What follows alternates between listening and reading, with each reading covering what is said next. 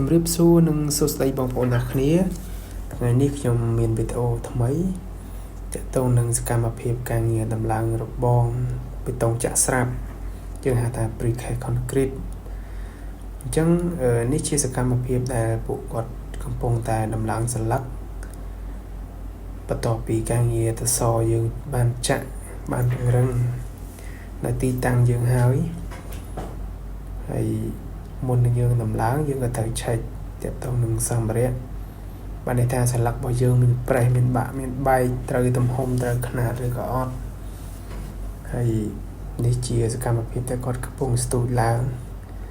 ដើម្បីដំឡើងពួកគាត់មានគ្នាយ៉ាងហោចណាស់ក៏3ទៅ4នាក់ដែរ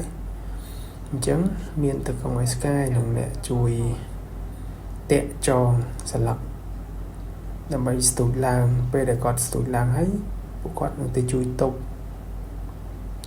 ដើម្បីតម្រង់ឲ្យត្រូវតាមចអូទៅសរបស់យើងតោះអញ្ចឹងបងប្អូនរីករាយទស្សនាការងារដំឡើងទាំងអស់គ្នា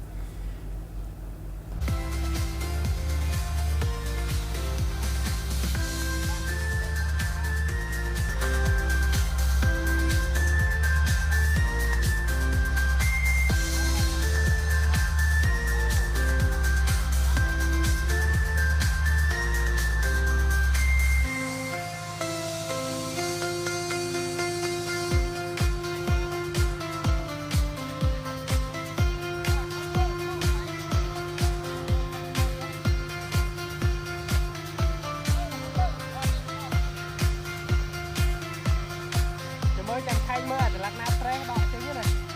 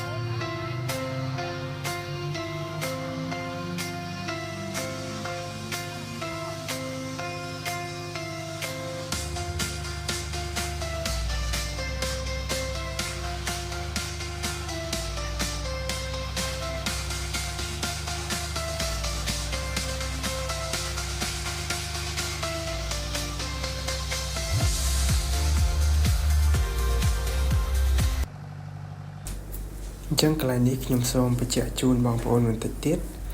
ពេលដែលគាត់ស្ទូចដាក់បែបនេះហើយពួកគាត់នឹង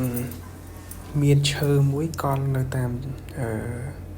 រុនប្រហោងដែលឃើញចំហខាងក្រោមហ្នឹងពួកគាត់មានឈើកល់បន្ទាប់មកគាត់ដោះខ្សែចេញហើយពួកគាត់កោះតម្លាក់វិញបាទពេលកោះតម្លាក់រួចហើយយើងឆែកមើលចំណុចចំហបែបនេះបានន័យថាយើងស្លឹកមកចំហៀងវែងចំហៀងខ្លីអញ្ចឹងមកចំហៀងចំហមកចំហៀងគៀកពេកអញ្ចឹងយើងត្រូវការទុក space វាឲ្យស្មើគ្នាដើម្បីយើងធ្វើការបិទបៀកដំណរវាងស្លឹកហើយនឹងតសវាអញ្ចឹងនេះពួកគាត់កំពុងតែកោះបន្តទៀតអញ្ចឹងវីដេអូនេះខ្ញុំមានតែប៉ុណ្ណេះបង្ហាញជូនបងប្អូនទាំងអស់គ្នានៅវីដេអូក្រោយខ្ញុំនឹងបង្ហាញទាក់ទងនឹងការបិទបៀកភ្ជាប់រវាងសន្លឹកហើយនឹងតសវាងទាំងអស់គ្នាបាទសូមអរគុណ